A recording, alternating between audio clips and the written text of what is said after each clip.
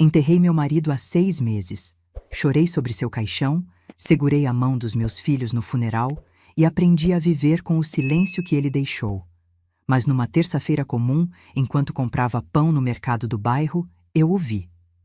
Mesma altura, mesmo jeito de andar, mesma marca de nascença no pescoço. Meu coração parou. Eu não estava louca. Ou estava? O que descobri depois de segui-lo mudou tudo o que eu pensava saber sobre o homem com quem fui casada por 28 anos. Mas antes de continuar, confira se você já está inscrito no canal e escreva nos comentários de onde você está assistindo este vídeo. Adoramos saber até onde nossas histórias estão chegando. Meu nome é Helena Martins, tenho 54 anos e durante 28 anos fui casada com Daniel, o amor da minha vida. Conheci Daniel quando eu tinha 23 anos, numa festa de aniversário de uma amiga em comum. Ele era tímido, usava óculos de armação grossa e tinha um sorriso torto que me conquistou na primeira conversa. Casamos 2 anos depois, numa cerimônia simples na casa dos meus pais, com menos de 50 convidados e um bolo que minha mãe mesma fez. Tivemos 2 filhos. Lucas nasceu 1 ano depois do casamento e Amanda 3 anos mais tarde. Daniel era professor de história numa escola pública. Eu trabalhava como secretária num consultório médico. Não éramos ricos, nunca fomos, mas tínhamos o suficiente.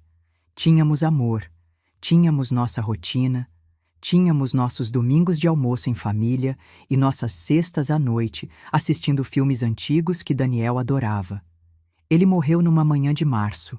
Saiu para caminhar como fazia todos os dias antes do trabalho. Gostava de andar pelo parque perto de casa. Dizia que aqueles 40 minutos eram sagrados, o momento em que ele organizava os pensamentos antes de enfrentar adolescentes barulhentos. Naquela manhã, ele não voltou. Recebi uma ligação do hospital às 7h30. Aneurisma cerebral. Fulminante. Ele estava sozinho quando caiu no meio do caminho. Um ciclista o encontrou e chamou a ambulância, mas quando chegaram, já era tarde. Não houve despedida. Não houve última conversa. Naquela manhã, Daniel me beijou na testa como sempre fazia. Disse, "Te amo, Lena", como sempre dizia, e saiu porta fora. Eu nunca mais o vi vivo. O funeral foi num sábado chuvoso. Lucas e Amanda estavam destruídos. Eu estava em choque, naquele estado estranho onde você funciona no piloto automático porque se parar para pensar, desmorona completamente. Escolhi o caixão, escolhi as flores, escolhi a roupa que Daniel usaria pela última vez. Fiz tudo isso sem chorar, porque se começasse não conseguiria parar. Vi quando baixaram o caixão. Vi quando jogaram a primeira pá de terra. Vi quando fecharam o túmulo. E mesmo assim, uma parte de mim não acreditava que ele tinha ido embora. Uma parte de mim esperava que ele chegasse em casa naquela noite, pedisse desculpas pelo atraso e me abraçasse como sempre fazia. Os primeiros meses foram os piores. A casa parecia enorme e silenciosa demais. Eu dormia do lado da cama que sempre foi meu, deixando o lado dele vazio, como se ele ainda pudesse voltar e deitar ali. Suas roupas continuavam no armário. Sua escova de dentes continuava no banheiro. Seus livros de história continuavam empilhados na mesinha de cabeceira. Lucas me ligava todo dia. Amanda vinha me visitar 3 vezes por semana. Eles se preocupavam, eu sabia. Achavam que eu não estava lidando bem com a perda, e eles estavam certos. Eu não estava. Mas como se lida bem com perder a pessoa com quem você planejou envelhecer? Como se acostuma com a ausência de alguém que esteve presente todos os dias durante quase 3 décadas? Voltei ao trabalho depois de 1 mês. Precisava sair de casa. Precisava de rotina. Precisava de algo que me lembrasse que a vida continuava mesmo quando parecia impossível. As pessoas no consultório foram gentis. Falavam baixo perto de mim, me olhavam com pena, perguntavam, "Como você está?", com aquele tom que significava, "Sabemos que você não está bem, mas não sabemos o que mais dizer." Eu respondia, "Estou indo", porque era verdade. Eu estava indo, 1 dia de cada vez, 1 hora de cada vez, às vezes 1 minuto de cada vez. 6 meses se passaram assim. 6 meses de acordar e lembrar que Daniel não estava mais ali. 6 meses de cozinhar para uma pessoa só. 6 meses de dormir sozinha numa cama que parecia grande demais.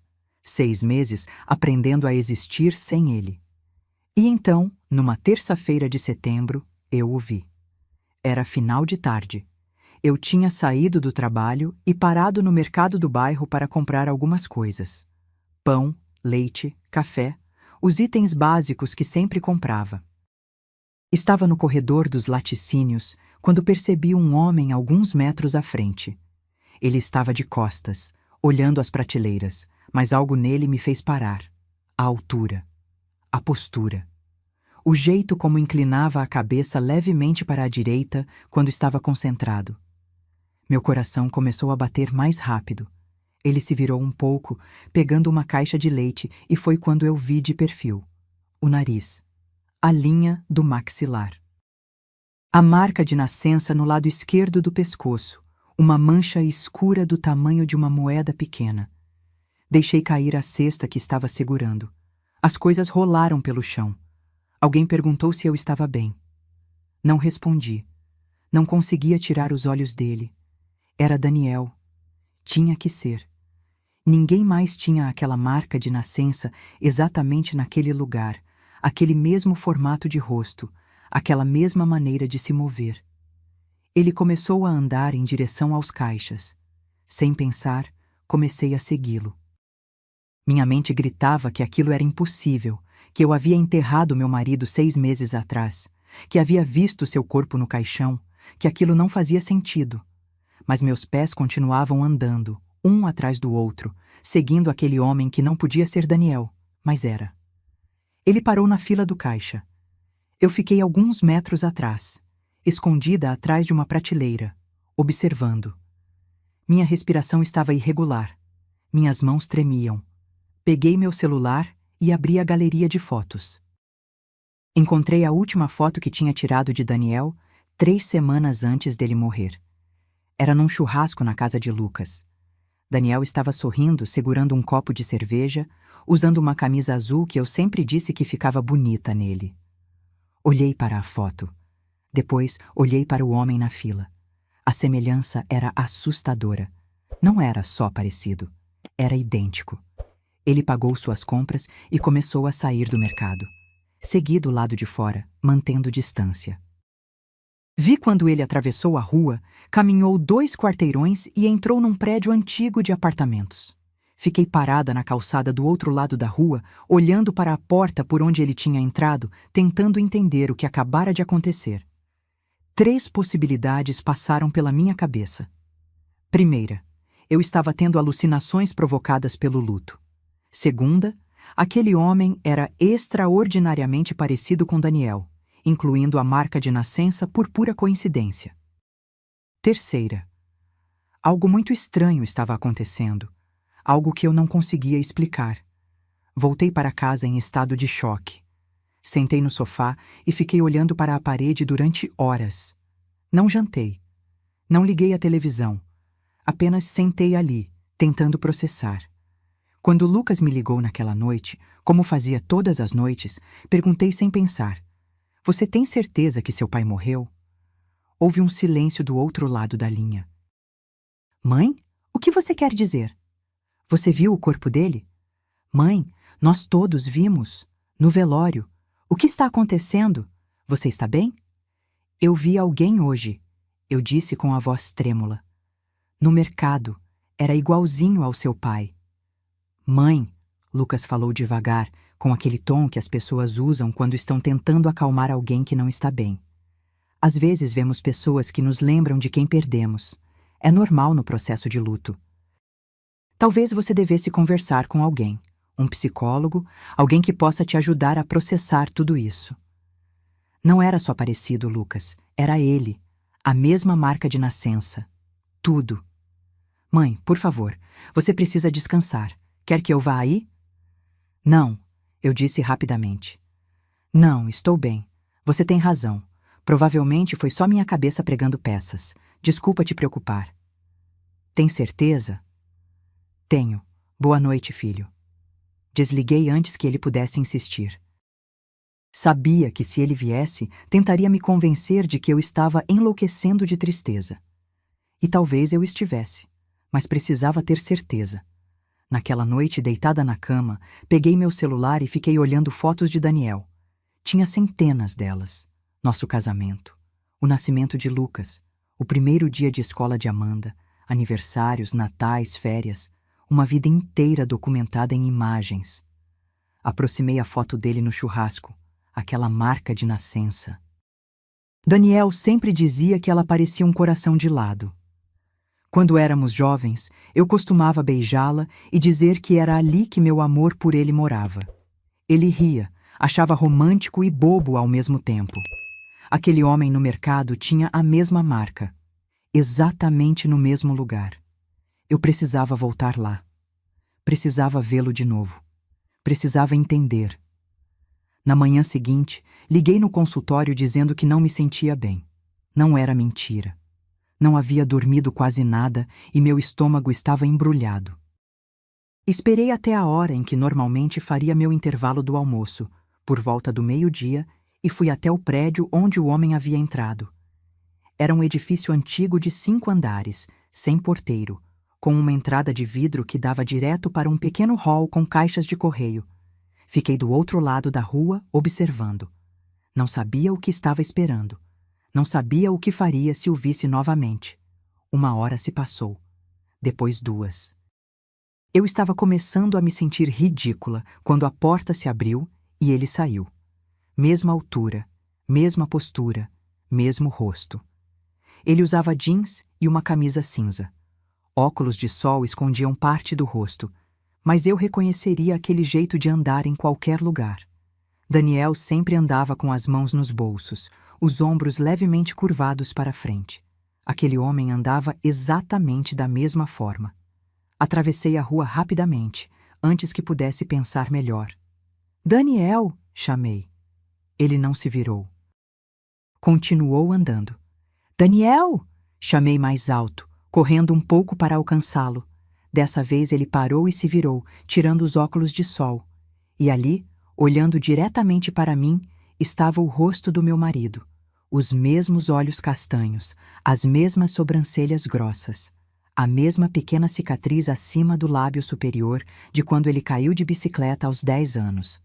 Parei a 1 metro dele, sem ar, com o coração batendo tão forte que sentia nas têmporas. "Desculpe", ele disse, franzindo a testa. "Acho que você está me confundindo com outra pessoa." A voz. Era exatamente a voz de Daniel. O mesmo tom, a mesma cadência. "Não", eu disse, e percebi que estava tremendo. "Não estou confundindo. Você é Daniel, Daniel Martins, meu marido." Ele deu um passo para trás. "Sinto muito, senhora, mas meu nome não é Daniel, é André. André Costa." "Não", insisti, me aproximando. "Você tem uma marca de nascença no pescoço. Tem uma cicatriz no lábio. Sua voz, seu jeito de andar, tudo é igual." Ele olhou ao redor, claramente desconfortável. "Senhora, eu realmente não sei do que você está falando. Acho que você precisa de ajuda." "Meu marido morreu há 6 meses", eu disse, e as palavras saíram num jorro que eu não conseguia controlar. "Eu o enterrei. Chorei sobre o caixão dele, mas você é ele. Eu sei que é." "Sinto muito pela sua perda", ele disse, mais gentil agora. "Mas eu não sou seu marido. Nunca fui casado. Moro neste bairro há apenas 2 meses." "Você está me confundindo com alguém." "A marca de nascença", eu insisti. "Você tem uma marca de nascença no pescoço." Ele tocou o pescoço automaticamente, onde eu sabia que a marca estava. "Muitas pessoas têm marcas de nascença. Não como essa, não nesse formato, nesse lugar exato." Ele suspirou. "Senhora, eu realmente preciso ir. Espero que você encontre paz com a perda do seu marido, mas eu não sou ele." Ele colocou os óculos de sol de volta e começou a se afastar. Fiquei parada ali, no meio da calçada, vendo-o ir embora. Outras pessoas passavam por mim. Alguém esbarrou no meu ombro. Eu mal percebi. Minha mente estava num turbilhão. Ele disse que seu nome era André Costa, que morava ali há 2 meses, que nunca foi casado. Mas tinha o rosto de Daniel, a voz de Daniel, a marca de nascença de Daniel. Voltei para casa como um zumbi. Quando cheguei, fui direto para o quarto e abri a gaveta onde guardava os documentos importantes. Procurei até encontrar a certidão de óbito de Daniel. Estava ali, oficial e definitiva. Daniel Henrique Martins. Falecido em 15 de março. Causa: aneurisma cerebral. Peguei meu notebook e comecei a pesquisar. Digitei pessoas idênticas não relacionadas. Descobri sobre sósias, sobre como existem apenas um número finito de combinações de características faciais, sobre casos de pessoas que encontraram seus duplos perfeitos sem nenhuma relação de sangue. Mas aquilo não era apenas aparência. Era tudo.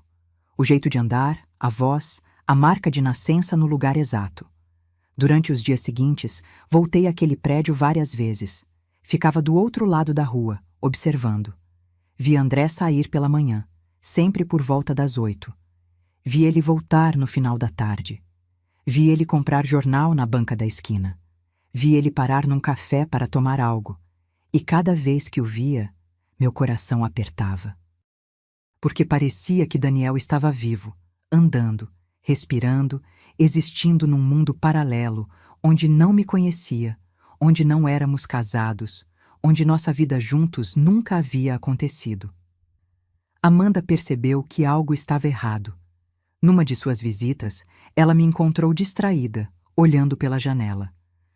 "Mãe, você está estranha esta semana", ela disse. "O que está acontecendo?" Pensei em contar. Pensei em dizer que havia visto um homem idêntico ao pai dela. Mas olhei para o rosto dela, ainda marcado pela dor da perda, e não consegui. Se eu contasse, ela ia achar que eu estava tendo um surto. Ia querer me levar ao psicólogo, ia se preocupar ainda mais. "Estou só cansada", menti. "Não tenho dormido bem." "Ainda está tendo pesadelos?" Nos primeiros meses depois da morte de Daniel, eu tinha pesadelos constantes. Sonhava que ele estava vivo, que tudo tinha sido um engano, que ele voltava para casa. Acordava sempre no momento em que ia abraçá-lo, e a realidade me atingia como um soco. Ele estava morto. Às vezes, admiti, isso pelo menos era verdade. "Você deveria mesmo conversar com alguém, mãe. Não é saudável guardar tudo isso dentro de você." "Eu sei, talvez eu faça isso." Mas eu não queria conversar com um terapeuta. Queria respostas. Queria entender quem era aquele homem e por que ele era uma cópia perfeita do meu marido falecido. Decidi investigar. Peguei o sobrenome que ele tinha dito: André Costa. Procurei em redes sociais, mas não encontrei nada que parecesse ser ele. Tentei buscar registros públicos online, mas precisava de mais informações para isso. Foi quando tive uma ideia. Lembrei que ele mencionou morar naquele prédio há 2 meses. Se ele estava alugando, talvez houvesse um contrato de locação. Se eu conseguisse descobrir qual apartamento era o dele, talvez pudesse encontrar mais informações. Esperei até a noite. Voltei ao prédio e fiquei observando as janelas. Vi luz em 3 apartamentos. No 3º andar, uma janela tinha a cortina aberta e pude ver alguém se movendo lá dentro. Era ele. Anotei mentalmente: 3º andar, apartamento com vista para a rua. No dia seguinte, peguei uma pausa no trabalho e voltei ao prédio. Dessa vez, entrei. Subi as escadas até o 3º andar. Havia 4 portas. Tentei escutar algum som que me indicasse qual era o apartamento dele, mas estava tudo silencioso. Foi então que ouvi passos descendo as escadas. Me virei e dei de cara com ele. André parou quando me viu. Reconhecimento cruzou seu rosto. "Você de novo." "Eu sei como isso parece", comecei rapidamente. "Eu sei que você deve achar que sou louca, mas preciso que você me ouça." "Você está me seguindo", ele disse, e havia um tom de alarme na voz. "Isso não é normal. Se você não parar, vou ter que chamar a polícia." "Por favor", implorei. "Só me dê 5 minutos." 5 minutos para eu te mostrar algo, e se depois disso você ainda quiser que eu vá embora, eu vou. Prometo. Ele hesitou. Vi quando ele considerou simplesmente passar por mim e ir embora, mas algo no meu rosto deve ter feito ele mudar de ideia. 5 minutos, disse ele firmemente. Mas aqui no corredor, não vou deixar você entrar no meu apartamento. Tudo bem. Peguei meu celular com mãos trêmulas e abri a galeria de fotos. Encontrei uma foto de Daniel, uma que eu adorava, tirada no nosso aniversário de 20 anos de casamento. Mostrei para ele. André olhou para a foto. Vi seu rosto mudar. A cor sumiu das suas bochechas. Onde você conseguiu isso? Ele perguntou, com a voz estranhamente rouca. É meu marido, Daniel. Ele morreu há 6 meses. André continuou olhando para a foto. Suas mãos, percebi, estavam tremendo levemente. Isso é impossível, ele murmurou. É o que eu tenho dito, respondi. Você é idêntico a ele, não só parecido, idêntico. Ele me devolveu o celular e passou a mão pelo rosto, um gesto que Daniel fazia quando estava estressado. Eu preciso ir. Espere, eu disse. Você não acha estranho? Você não quer saber por quê? Pessoas se parecem, ele disse, mas a voz saiu sem convicção. É só coincidência. Coincidência? Repeti. A mesma altura, o mesmo rosto, a mesma marca de nascença, a mesma cicatriz, a mesma voz? Isso não é coincidência. Ele balançou a cabeça. Eu não posso fazer isso agora. Preciso ir trabalhar. E antes que eu pudesse dizer mais alguma coisa, ele passou por mim e desceu as escadas rapidamente. Fiquei parada no corredor, processando o que tinha acabado de acontecer. Ele ficou abalado quando viu a foto. Isso eu tinha certeza. Não era só surpresa, era algo mais profundo, algo como reconhecimento. Naquela noite não consegui pensar em outra coisa. Fiz jantar, mas não comi. Liguei a televisão, mas não prestei atenção. Minha mente estava fixada naquela reação, no jeito como o rosto dele mudou quando viu a foto de Daniel. No dia seguinte, voltei ao prédio. Sabia que estava sendo obsessiva, sabia que estava cruzando limites, mas não conseguia parar. Precisava entender. Esperei do outro lado da rua. Às 8 da manhã, como sempre, André saiu. Dessa vez, decidi segui-lo. Mantive distância segura enquanto ele caminhava pelas ruas. Pegou um ônibus. Entrei no mesmo ônibus, sentando alguns bancos atrás. Ele desceu no centro da cidade, perto de um edifício comercial. Entrou. Esperei alguns minutos e entrei também. Vi seu nome numa placa no hall de entrada. André Costa, Arquitetura e Design, 4º andar. Então ele era arquiteto. Daniel era professor de história. Profissões completamente diferentes. Subi até o 4º andar. Era um escritório pequeno, compartilhado com outras empresas. Através da porta de vidro, vi André sentado numa mesa, olhando para um computador. Havia uma recepcionista na entrada. Posso ajudar? Ela perguntou quando me viu parada ali. Eu estava procurando informações sobre serviços de arquitetura. Inventei rapidamente. Claro, você gostaria de falar com o André? Ele deve ter alguns minutos. Antes que eu pudesse responder, ela já estava indo até a mesa dele. Vi quando ela falou algo e ele levantou os olhos. Quando me viu, a expressão dele fechou. Ele se levantou e veio até onde eu estava. Podemos conversar lá fora? Disse sem esperar resposta, já me guiando para o corredor. Assim que a porta fechou atrás de nós, ele se virou para mim. Você precisa parar com isso. Você está me seguindo, aparecendo no meu trabalho. Isso é assédio. Eu sei, admiti. Eu sei e me desculpo, mas você não entende. Meu marido morreu. Eu o enterrei. E agora existe você, uma pessoa que é sua cópia exata. Como você espera que eu simplesmente ignore isso? Não sei o que você quer de mim, ele disse, mas percebi que a raiva estava misturada com algo mais. Confusão. Talvez até medo.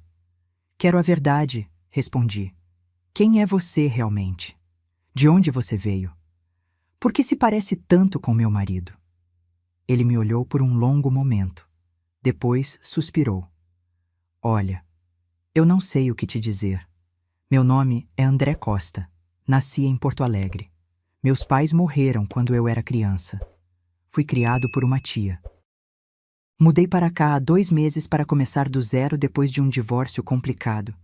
Isso é tudo o que há para saber. Você tem irmãos? Não, era filho único. Seus pais, você tem certeza que eram seus pais biológicos? Ele franziu a testa. O que você quer dizer? Você foi adotado? Não, pelo menos não que eu saiba. Ele parou. Por que você está perguntando isso? Porque não existe outra explicação, eu disse. Você e Daniel devem ter alguma conexão. Talvez sejam irmãos. Talvez gêmeos separados no nascimento. Ele deu uma risada seca sem humor. Isso parece roteiro de novela. Parece, mas você viu a foto.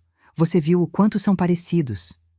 Ele passou a mão pelo cabelo, outro gesto que Daniel costumava fazer. Mesmo que isso fosse verdade, e não estou dizendo que é, o que você quer que eu faça? Meus pais estão mortos. Não tenho como verificar. Você tem alguma foto deles? Algumas. Na casa da minha tia. Você poderia consegui-las? Por quê? O que isso provaria? Não sei, admiti.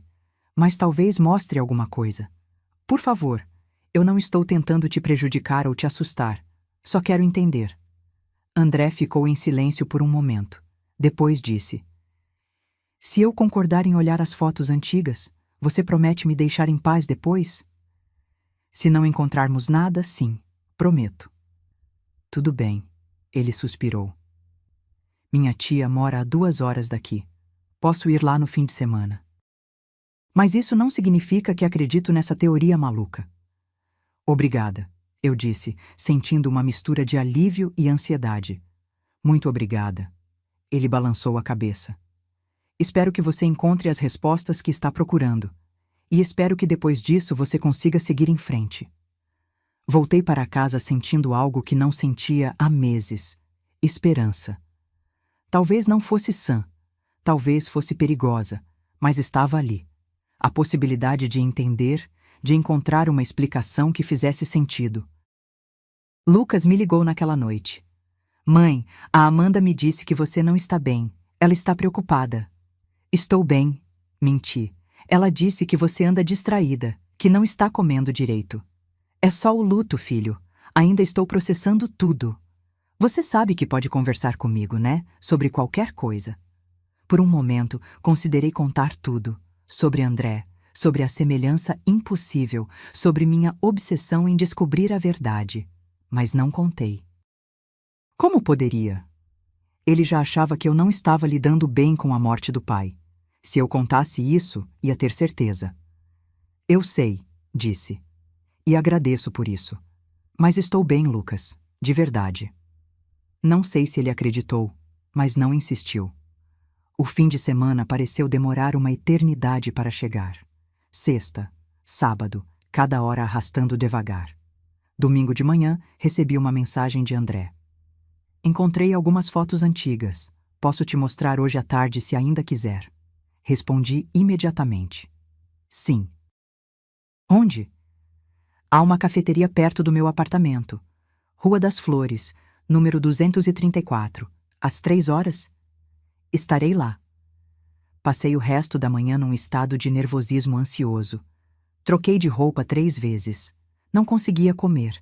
Quando chegou a hora de sair, minhas mãos suavam tanto que tive dificuldade em segurar a chave do carro. Cheguei à cafeteria 15 minutos antes das 3. Pedi um café que não queria e sentei numa mesa do canto, observando a porta. Às 3 em ponto, André entrou. Ele me viu e veio na minha direção, carregando uma pasta de papel pardo. Oi, ele disse sentando na minha frente. Oi, obrigada por vir. Ele colocou a pasta na mesa. Encontrei algumas fotos, não muitas. Minha tia não é muito de guardar coisas antigas. Abriu a pasta e tirou algumas fotografias desbotadas. A primeira mostrava um casal jovem, por volta dos 30 anos, sorrindo para a câmera.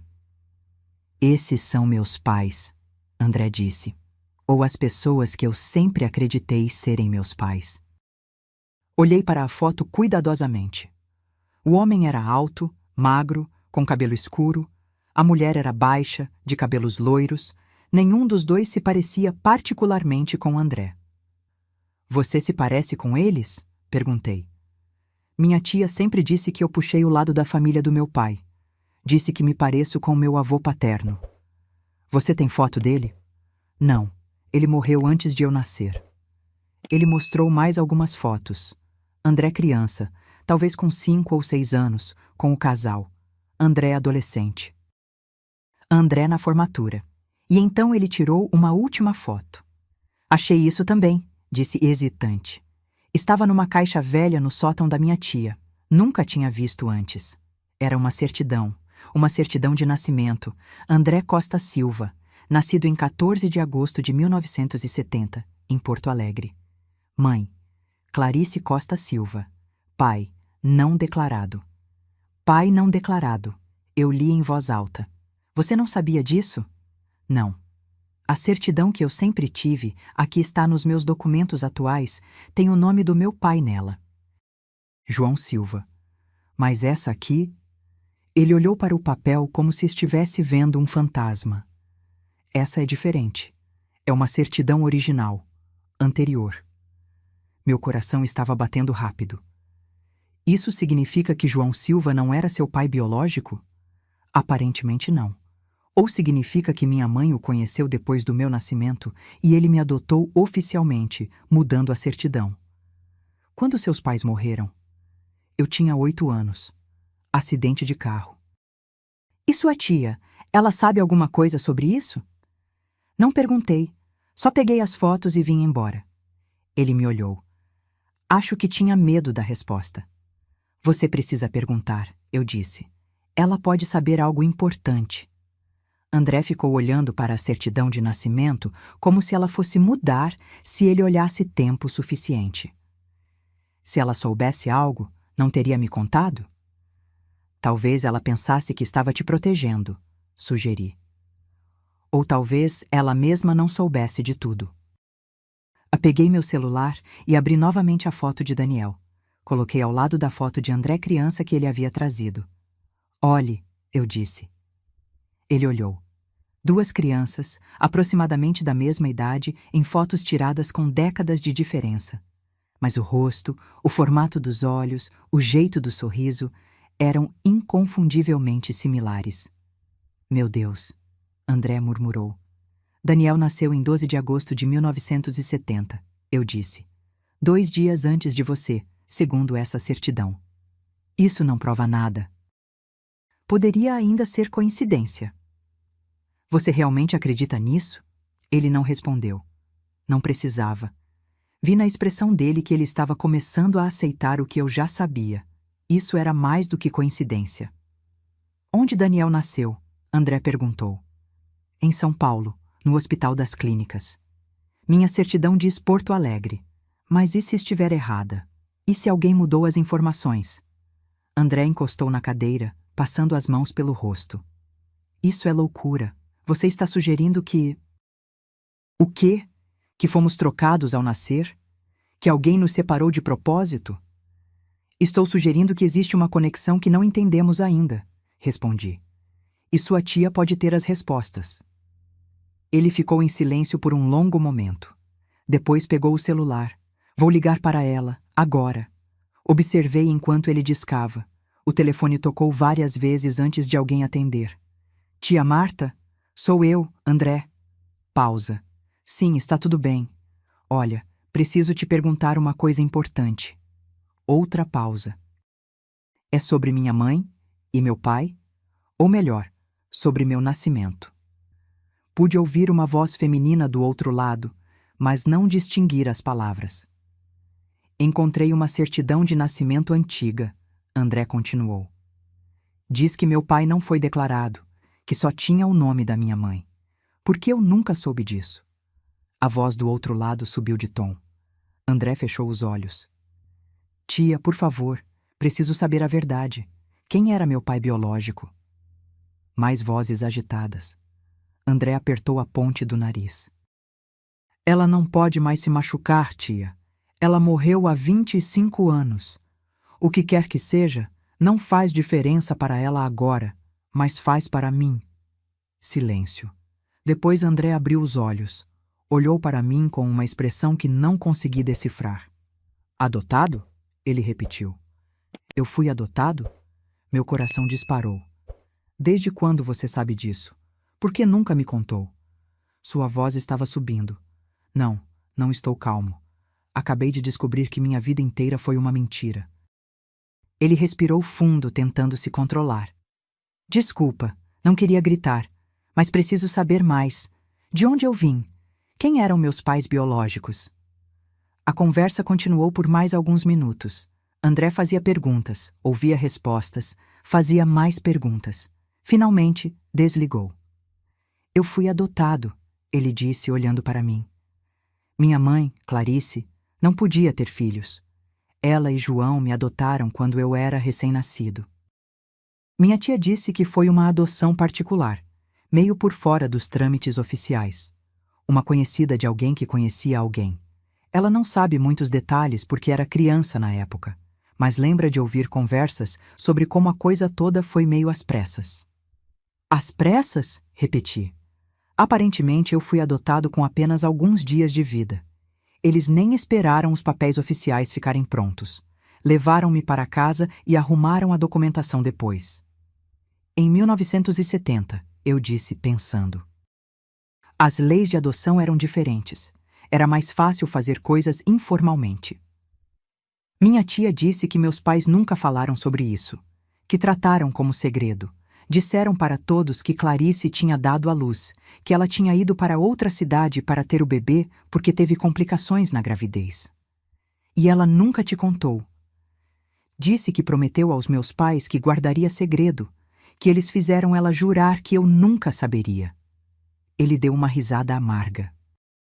Guardou bem o segredo por 33 anos. Ela sabe de onde você veio? O nome dos pais biológicos?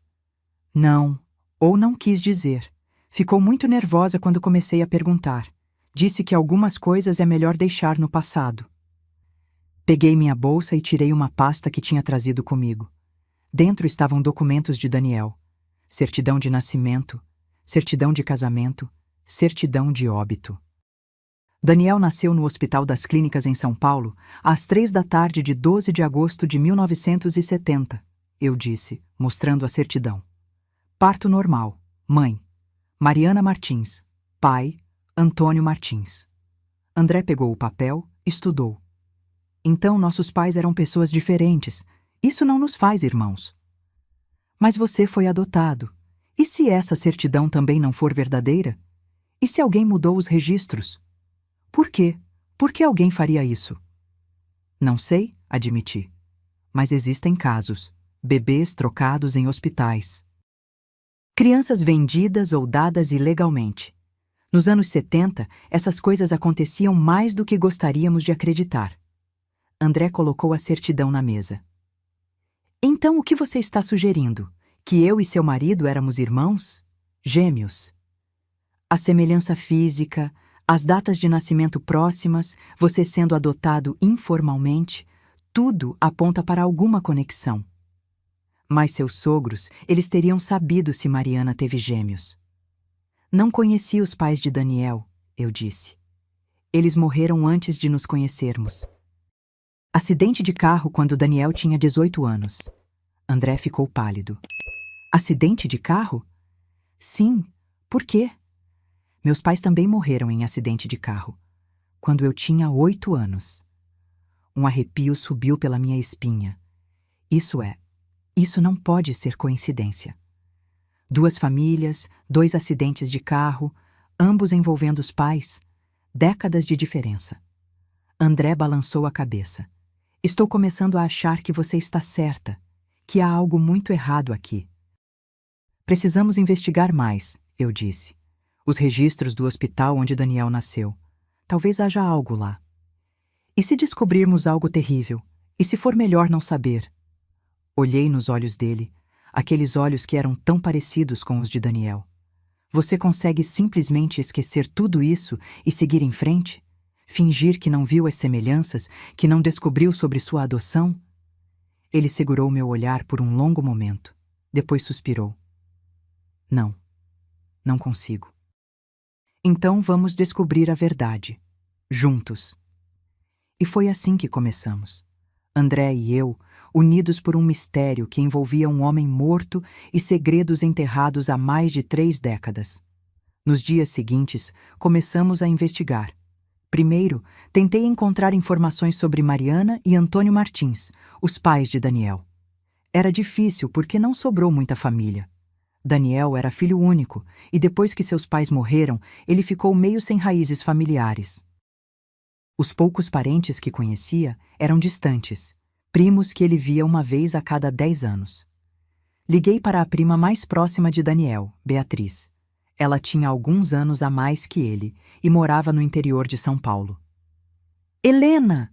Ela disse quando atendeu, surpresa. Que surpresa! Como você está? Estou indo, respondi. Beatriz, preciso te fazer algumas perguntas sobre os pais do Daniel. Sobre quando ele nasceu. Sobre o nascimento dele? Por quê? Inventei uma desculpa sobre estar organizando documentos, querendo saber mais sobre a história da família para contar aos netos. Ela pareceu aceitar. Bem, eu era criança quando o Daniel nasceu. Tinha uns 7 anos. Lembro que foi um alvoroço porque a tia Mariana teve complicações no parto.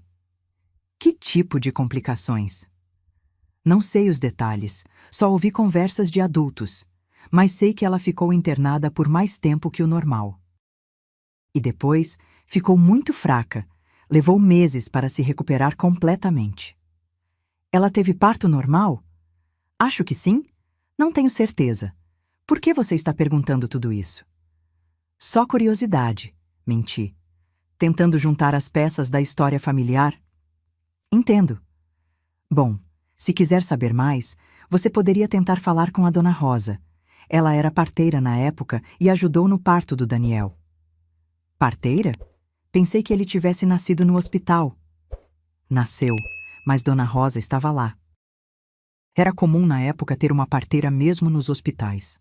Ela ainda está viva, mora aqui perto. Deve ter uns 90 e poucos anos agora. Anotei o nome. Depois de desligar, passei a informação para André. Uma parteira que estava presente no nascimento, ele disse. Ela pode saber algo. Vale a pena tentar. Você consegue tirar um dia? Teríamos que ir até o interior. Consigo. Quando? Quanto antes, melhor. Marcamos para a sexta-feira seguinte. Eu menti no trabalho dizendo que tinha uma consulta médica. André disse aos clientes que estava fazendo visita técnica. A viagem até a cidade onde Dona Rosa morava levou 3 horas. Era um lugar pequeno, daqueles onde todo mundo conhece todo mundo. Encontramos a casa dela com a ajuda de Beatriz, que me deu o endereço. Era uma casa simples, bem cuidada, com um jardim cheio de flores na frente. Tocamos a campainha. Uma mulher de uns 60 anos atendeu. Sim?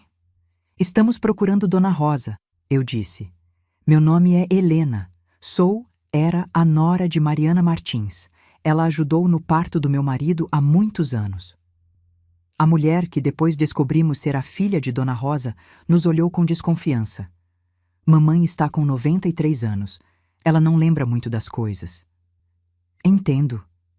Mas seria possível conversar com ela? Só alguns minutos? Ela hesitou, mas acabou nos deixando entrar. Dona Rosa estava sentada numa poltrona na sala, uma manta sobre as pernas apesar do dia estar quente. Era pequena, encolhida pela idade, mas seus olhos ainda eram vivos e alertas. Mamãe, a filha falou alto, tem visita. Querem falar com a senhora sobre um parto antigo. Parto? Dona Rosa repetiu. Sua voz era fraca, mas clara. Quantos partos eu ajudei? Centenas. Nos sentamos perto dela. Foi em 1970, eu disse. Uma mulher chamada Mariana Martins. Ela teve um bebê no Hospital das Clínicas em São Paulo. Os olhos dela se estreitaram. Mariana, murmurou. Me lembro dela. Meu coração pulou. Lembra? Foi um parto difícil, muito sangue. Achamos que ia perder ela. Ela teve complicações? Sim, hemorragia pós-parto. Mas sobreviveu. forte, aquela mulher. E o bebê? Algo mudou na expressão dela. Um brilho estranho nos olhos. Os bebês, ela disse. Gelei. Bebês? Mais de um? Gêmeos. 2 crianças, mas só uma foi para casa com ela. André, que estava sentado ao meu lado, ficou tenso. O que aconteceu com o outro? Dona Rosa olhou para ele. Realmente olhou, como se estivesse vendo algo. Você, ela disse. Você é um deles. Como assim? Ele perguntou, voz tensa. Os olhos, o formato do rosto, igual ao menino que ajudei a nascer. Ela estendeu uma mão trêmula. Deixe eu ver você de perto. André se aproximou. Ela tocou seu rosto com dedos que tremiam, traçando as linhas de suas feições. É você, ela sussurrou. Depois de tantos anos, você voltou. Dona Rosa, eu disse gentilmente, pode nos contar o que aconteceu? Por favor? Ela soltou o rosto de André e se recostou na poltrona. Por um longo momento pensamos que ela não fosse responder. Então começou a falar. Mariana teve gêmeos, 2 meninos, idênticos. O parto foi difícil porque ela não sabia que eram 2. Naquela época, sem ultrassom como hoje, às vezes só descobríamos na hora. E o que aconteceu depois? Ela estava muito fraca, perdeu muito sangue. Os médicos estavam preocupados que ela não sobrevivesse. E o marido dela, Antônio, estava desesperado. 2 crianças e talvez uma esposa morrendo. Mas ela sobreviveu, eu disse. Sim, mas os primeiros dias foram críticos. E naquele tempo, nos anos 70, as coisas eram diferentes. Havia pessoas que... Ela parou, procurando as palavras. Havia intermediários, pessoas que ajudavam a resolver problemas. Que tipo de problemas? André perguntou, embora todos nós já soubéssemos a resposta. Casais que não podiam ter filhos, famílias com muitas bocas para alimentar, bebês que não eram desejados, e às vezes, famílias que tinham gêmeos, mas só podiam cuidar de um. O silêncio na sala era pesado. Você está dizendo que um dos bebês foi dado para a adoção? Eu perguntei. Não exatamente dado. Vendido seria mais preciso. A filha de Dona Rosa, que estava ouvindo tudo, soltou um pequeno som de choque. Mamãe, o que você está dizendo? A verdade, a velha senhora disse. A verdade que carreguei por 53 anos. Quem comprou o bebê? André perguntou. Sua voz estava estranha, controlada demais. Não sei os nomes. Era sempre assim. A intermediária cuidava de tudo. Mas lembro que era um casal de outro estado. Não podiam ter filhos. Pagaram bem. E Antônio, o pai, pensou que estava fazendo a coisa certa. Mariana estava morrendo, ou assim parecia. Como eles cuidariam de 2 bebês sozinhos? Como pagariam os tratamentos dela se sobrevivesse? Então ele vendeu um filho, eu disse, e não consegui esconder a amargura na voz. Ele achava que estava salvando a família, Dona Rosa disse. Eu não concordava, disse isso a ele, mas eu era só uma parteira. Quem ia me ouvir? E Mariana? Ela sabia? Não no início. Quando acordou, dias depois, disseram a ela que um dos bebês tinha morrido no parto. Ela ficou devastada. Chorou e chorou. Mas acreditou. Por que não acreditaria? Eu estava lá. Vi quando disseram a ela. Vi seu coração partir. Lágrimas escorriam pelo meu rosto. Olhei para André. Ele estava branco, as mãos apertadas em punhos sobre as pernas. Ela nunca soube? Ele perguntou. Não que eu saiba. Levou o segredo para o túmulo. E meu pai, Daniel? Ele sabia que tinha um irmão gêmeo? Não. Como saberia? Ninguém falou. Era o acordo. Silêncio completo. Quem era essa intermediária? Perguntei. Quem organizava essas transações? Já morreu. Há muitos anos. E mesmo que estivesse viva, duvido que tivesse registros. Tudo era feito em segredo. Dinheiro trocava de mãos, papéis eram falsificados e todos seguiam com suas vidas como se nada tivesse acontecido. André se levantou abruptamente. Preciso de ar. Saiu da sala. Ouvi a porta da frente abrir e fechar. Sinto muito, Dona Rosa disse, olhando para mim. Sei que é muito para processar. A senhora carregou isso sozinha todos esses anos? O que eu poderia fazer? Contar para quem? A família acreditava que um dos bebês tinha morrido. O outro bebê tinha uma nova família. Remexer no passado só causaria mais dor. Ou poderia ter dado a André a chance de conhecer seu irmão, eu disse. Eles perderam uma vida inteira juntos. Eu sei. Sua voz era pequena. Penso nisso frequentemente. Se fiz a coisa certa ficando quieta. O marido de Mariana, Antônio, ele continuou com o segredo? Até morrer. Nunca admitiu nada. Mas eu sabia. Eu vi tudo. Agradeci a ela e saí. Encontrei André sentado no meio-fio, em frente à casa, cabeça entre as mãos. Sentei ao lado dele. Não disse nada. Às vezes não há palavras certas. Ele me vendeu, André disse finalmente. Meu pai biológico me vendeu como se eu fosse um objeto. Ele estava desesperado, eu disse, embora as palavras soassem fracas mesmo aos meus ouvidos. Achava que sua esposa estava morrendo. Não importa. Eram 2 bebês, 2 filhos, e ele escolheu ficar com um e vender o outro. Ele levantou a cabeça, olhos vermelhos. Como ele escolheu? Jogou uma moeda? Apontou o dedo? Não sei. E minha mãe, Mariana, ela acreditou que eu tinha morrido. Chorou por um filho que estava vivo, e Daniel cresceu sem nunca saber que tinha um irmão. Se serve de consolo, acho que meus sogros carregaram essa culpa. Talvez por isso tenham morrido tão jovens. O peso do segredo. Não serve de consolo, ele disse duramente. Depois respirou fundo.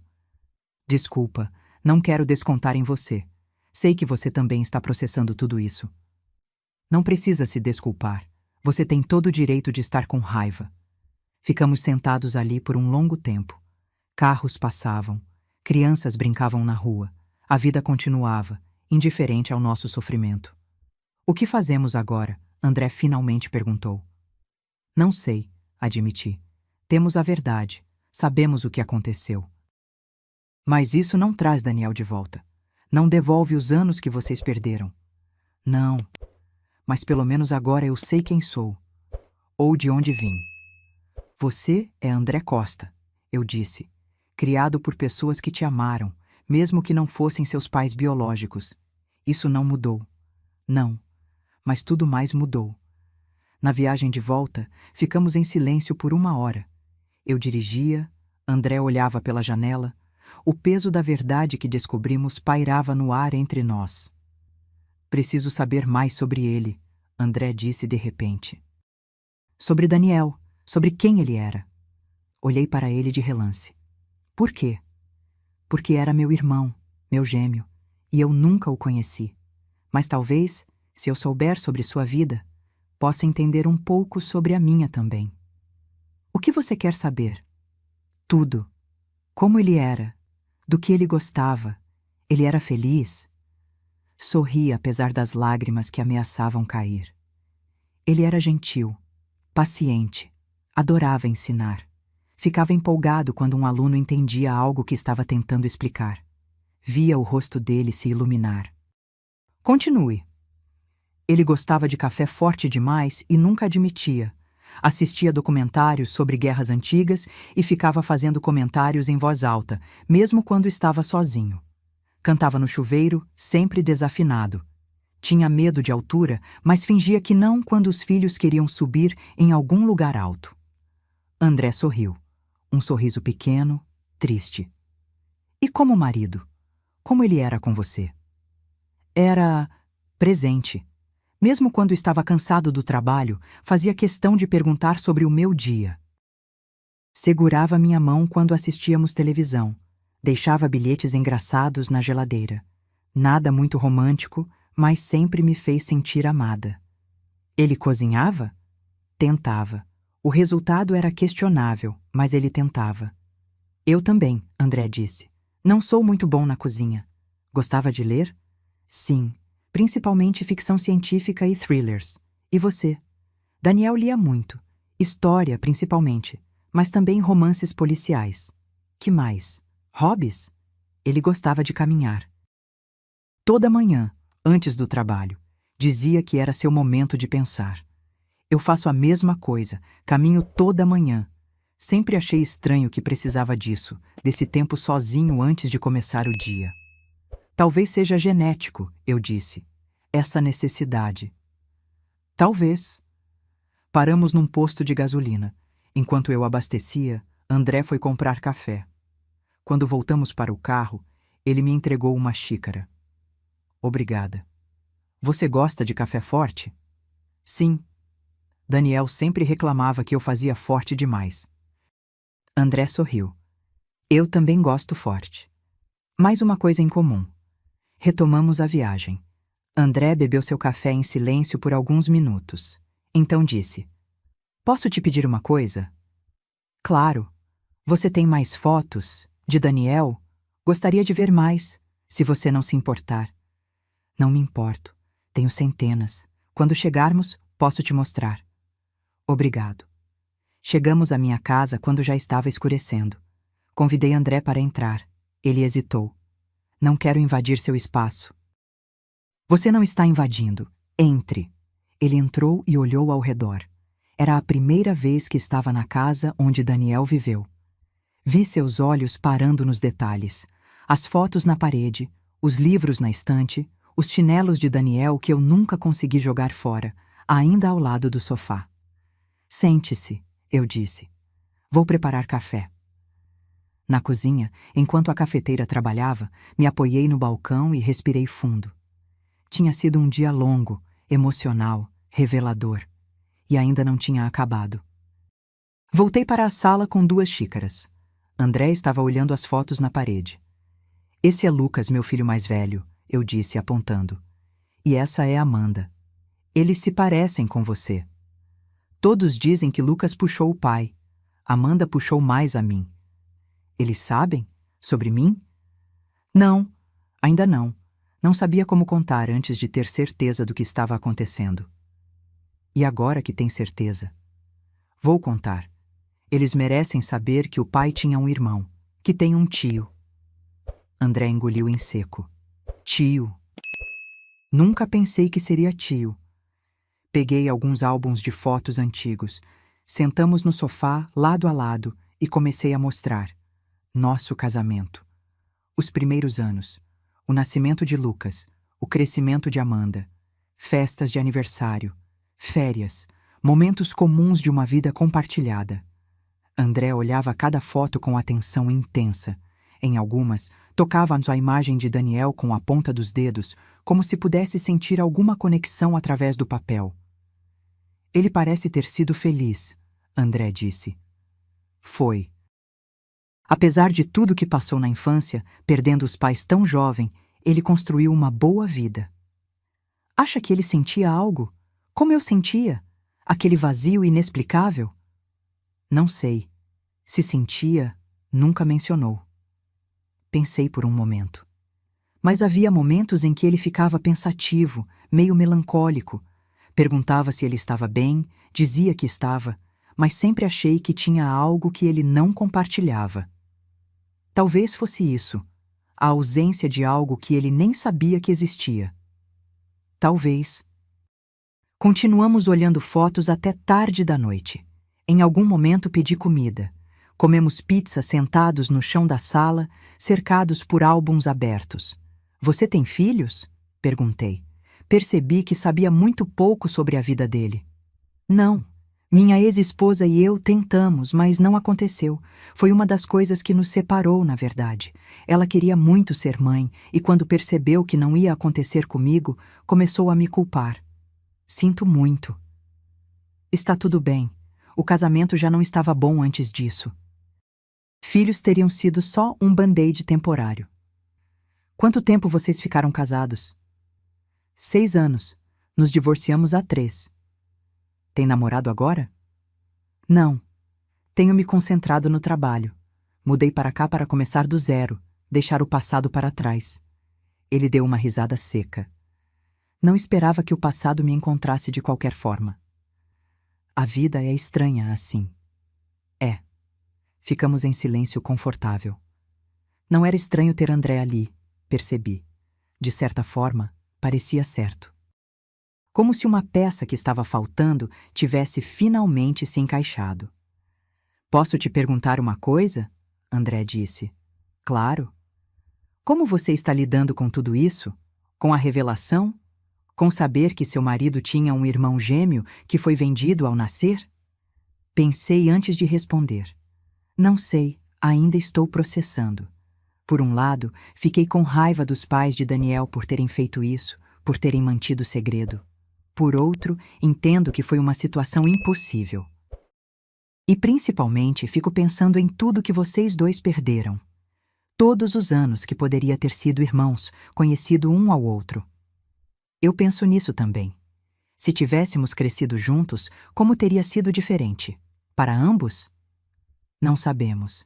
E tortura pensar em "e se". O que aconteceu, aconteceu. Não podemos mudar. Não. Mas podemos seguir em frente sabendo a verdade. Sim, e talvez seja aí que encontremos alguma paz. Era quase meia-noite quando André se levantou para ir embora. Na porta, ele se virou. Obrigado, disse, por não desistir, por me fazer investigar, por compartilhar tudo isso comigo. Não precisa agradecer. Você merecia saber a verdade. Ainda assim, obrigado. Depois que ele saiu, sentei no sofá e olhei ao redor da sala. As fotos na parede, os álbuns no chão, a xícara de café de André ainda na mesa. Pela primeira vez desde a morte de Daniel, senti algo além de dor. Não era felicidade, não exatamente, mas era algo parecido com propósito. Como se todo o sofrimento dos últimos 6 meses tivesse levado a isso. Descobrir a verdade, conhecer André, dar a ele as respostas que merecia. Nos dias seguintes, contei tudo a Lucas e Amanda. Como esperado, foi difícil. Lucas chegou primeiro. Pedi para ele vir jantar numa terça-feira. Cozinhei seu prato favorito, tentando criar um ambiente confortável antes de soltar a bomba. Mãe, você está me deixando nervoso, ele disse quando terminamos de comer. O que está acontecendo? Está doente? Não, não estou doente. Mas preciso te contar algo. Algo sobre seu pai. Vi a preocupação no rosto dele. O quê? Contei tudo. Comecei com o dia no mercado quando vi André. A investigação, a descoberta da adoção, a conversa com Dona Rosa, a verdade sobre os gêmeos separados. Lucas me ouviu em silêncio. Quando terminei, ele ficou olhando para mim como se eu tivesse falado em outro idioma. Você está dizendo, ele disse lentamente, que papai tinha um irmão gêmeo que foi vendido ao nascer? Sim. E esse homem, André, está vivo? Aqui? Sim. E você o encontrou no mercado por acaso? Sim. Mãe, isso é... Ele passou a mão pelo rosto. Isso é insano. Eu sei, mas é verdade. Como você pode ter certeza? Só porque ele se parece com o papai? Não é só aparência, Lucas. É tudo. E temos a confirmação da parteira que estava lá quando eles nasceram. Uma senhora de 93 anos cuja memória pode não ser confiável. Ela lembrou de detalhes específicos, nomes, datas. Lucas se levantou e começou a andar de um lado para o outro. Não sei o que pensar. Por que os avós fariam isso? Por que venderiam um filho? Porque achavam que Mariana estava morrendo. Porque estavam desesperados. Isso não justifica. Não, mas explica. Ele parou e olhou para mim. Você o encontrou, esse André. Vocês conversaram? Sim, várias vezes. E ele é... Como é ele? Parecido com seu pai, não só fisicamente. Alguns maneirismos, algumas preferências. Quero conhecê-lo. Tem certeza? Não, mas preciso. Se ele realmente é irmão do papai, então é meu tio. Tenho o direito de conhecê-lo. Liguei para André naquela mesma noite. Lucas quer te conhecer. Houve uma pausa. Como ele reagiu? Com choque, descrença, mas quer te conhecer. E você? Acha que é boa ideia? Acho que é necessário. Marcamos para o fim de semana. Sábado à tarde. Lucas viria para almoçar e André também. Passei a semana inteira nervosa. Limpei a casa obsessivamente. Mudei o cardápio 3 vezes. Na sexta à noite, Amanda me ligou. Lucas me contou, ela disse sem preâmbulos, sobre o tio que papai nunca conheceu. Ah, mãe, por que você não me contou antes? Queria contar pessoalmente. Ia te ligar hoje. É verdade?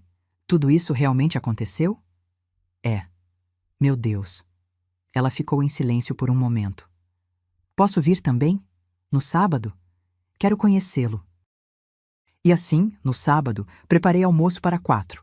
Lucas chegou primeiro tenso. Amanda chegou 15 minutos depois, curiosa. André foi o último. Quando toquei a campainha, fui atender. André estava na porta, segurando um buquê de flores. Não sabia o que trazer. Ele disse, nervoso. Espero que esteja bem. Está perfeito. Entre. Ele entrou e viu o momento exato em que Lucas e Amanda o viram. A expressão de choque nos rostos deles. Meu Deus, Amanda sussurrou. É papai. Não, Lucas disse, mas a voz saiu trêmula. Não é, mas... Oi, André disse, também nervoso. Eu sou André. Houve um momento estranho, onde ninguém sabia o que fazer. Então Lucas se aproximou e estendeu a mão.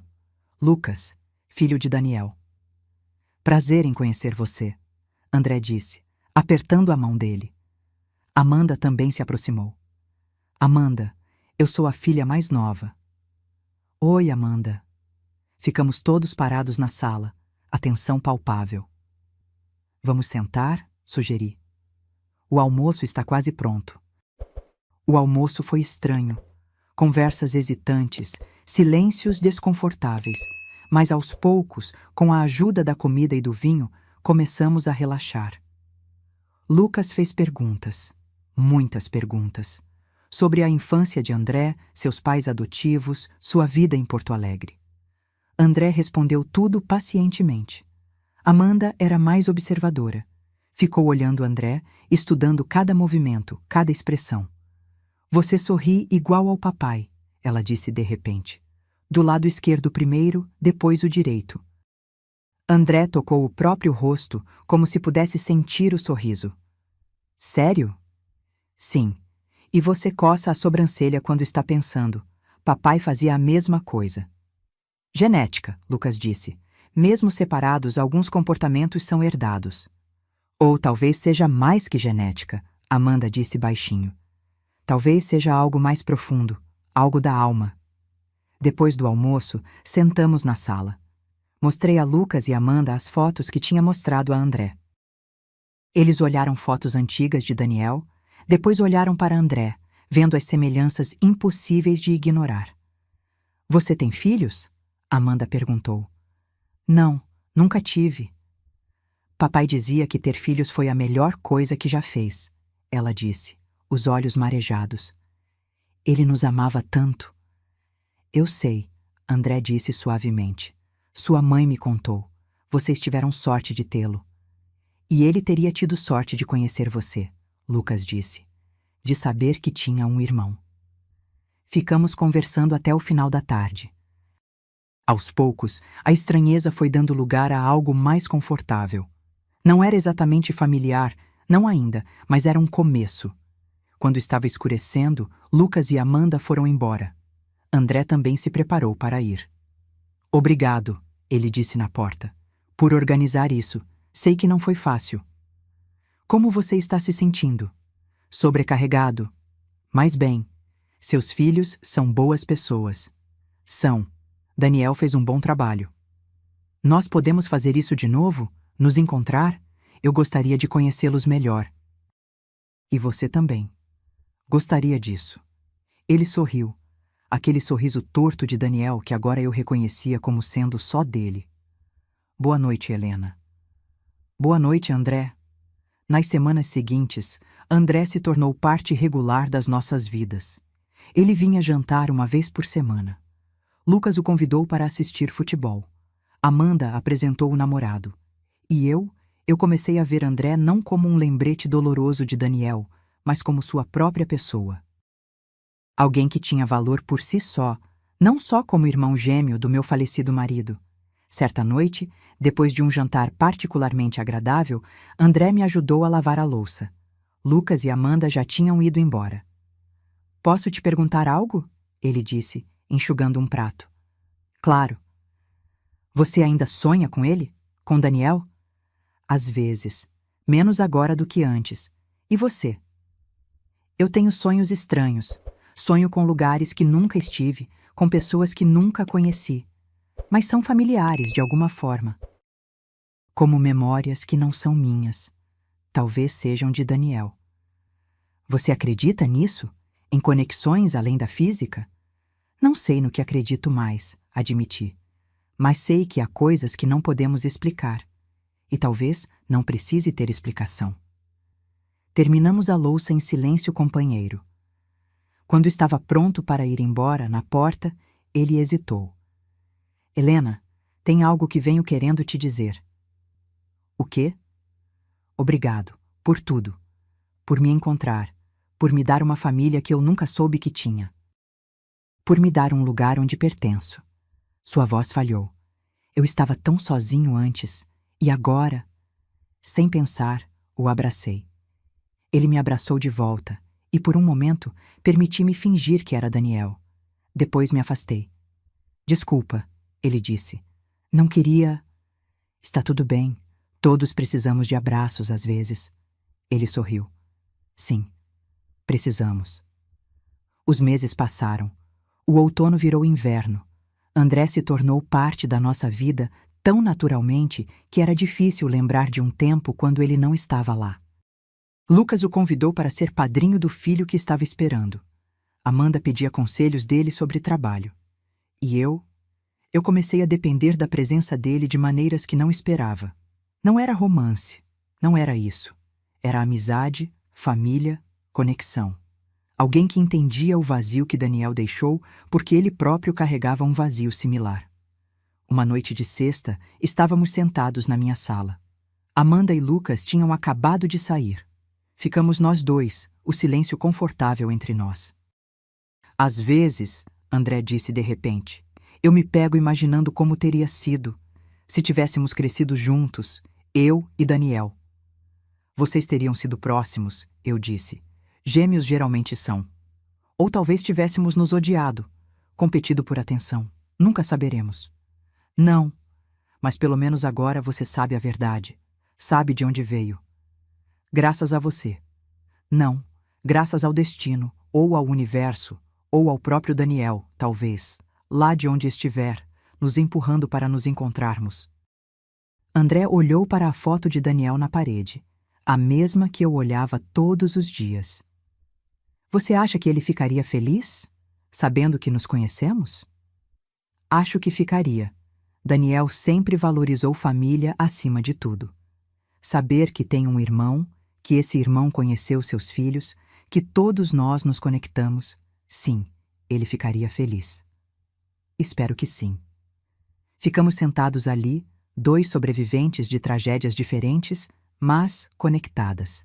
Ele perdeu um irmão que nunca conheceu. Eu perdi um marido que amei. Mas juntos, de alguma forma, tornamos nossas perdas mais suportáveis. Helena, André disse, me olhando, tem algo que preciso te dizer. Algo que venho pensando há um tempo. Meu coração acelerou. O quê? Eu não sei como dizer isso sem soar estranho ou inapropriado. Pode falar, somos amigos. Ele respirou fundo. Eu desenvolvi sentimentos por você, não como substituto de irmão ou por causa de qualquer confusão sobre Daniel, mas por você, por quem você é. Gelei, não esperava isso. Eu sei, ele continuou rapidamente. Eu sei que é complicado. Eu sei que fui casado com Daniel, que eu sou praticamente a cara dele. Mas não posso controlar o que sinto. E sinto que você é especial, que me entende de um jeito que ninguém mais entende. André, não precisa dizer nada. Só queria que soubesse. Mas se isso tornar as coisas estranhas, posso dar um passo para trás. Não quero perder o que construímos. Olhei para ele. Para esse homem que tinha o rosto do meu marido, mas era tão diferente ao mesmo tempo. Esse homem que apareceu na minha vida da forma mais impossível e mudou tudo. Eu não sei o que sinto, admiti. Há momentos em que olho para você e vejo Daniel, e há momentos em que vejo só você, e ambos me confundem. Entendo. Mas, continuei, não posso negar que há algo, uma conexão. Não sei se é amor, não sei se é só solidão compartilhada, mas é real. Então o que fazemos? Não sei. Talvez nada por enquanto. Talvez apenas continuemos como estamos, deixando as coisas evoluírem naturalmente. Posso viver com isso. Nós nos olhamos e, naquele momento, entendi algo. Minha jornada com Daniel havia terminado, mas não significava que minha vida tinha terminado. Eu ainda estava aqui, ainda respirando, ainda sentindo. E talvez, só talvez, ainda capaz de amar. Não naquele dia. Talvez não por meses ou anos. Mas um dia. As semanas passaram. Mantivemos nossa rotina. Jantares semanais. Conversas longas. Momentos de silêncio confortável. No aniversário de Daniel, 1 ano depois de sua morte, fomos todos ao cemitério. Lucas, Amanda, eu e André. Colocamos flores no túmulo. Cada um passou um momento sozinho com ele. Quando foi minha vez, ajoelhei na frente da lápide. Oi, meu amor, sussurrei. Trouxe alguém para conhecer você. Seu irmão, André. Ele é uma boa pessoa. Você gostaria dele. O vento soprou suavemente, agitando as folhas das árvores ao redor. Espero que esteja em paz. Espero que saiba que fizemos o melhor que podemos com o que descobrimos. Que honramos sua memória ao buscar a verdade. Toquei a lápide. Eu te amo. Sempre amarei. Mas também estou aprendendo a viver de novo. E espero que entenda. Espero que, onde quer que esteja, esteja feliz por mim. Me levantei. André estava esperando a alguns metros de distância. Caminhei até ele. Sua vez, eu disse. Ele se aproximou do túmulo. Ficou ali parado por um longo momento. Não ouvi o que disse, mas vi seus lábios se moverem, vindo uma conversa silenciosa com o irmão que nunca conheceu. Quando voltamos para casa, fiz café. Sentamos na varanda, observando o pôr do sol. Obrigado, André disse. Pelo quê? Por me deixar fazer parte disso, do luto, da memória, da família. Você sempre foi parte disso, desde o momento em que nasceu. Só não sabíamos. E agora sabemos. E agora sabemos. O sol se pôs completamente. Estrelas começaram a aparecer. Ficamos sentados ali, lado a lado, dois estranhos que se tornaram família da forma mais improvável. Minha vida não era mais a mesma. Nunca seria. Daniel estava morto, e nada mudaria isso. Mas encontrei algo no meio da minha dor. Propósito, conexão, verdade. E talvez, um dia, amor novamente. Não para substituir o que perdi, mas para complementar quem me tornei. Mas isso era para o futuro. Por enquanto, tinha o presente. Tinha meus filhos. Tinha minhas memórias.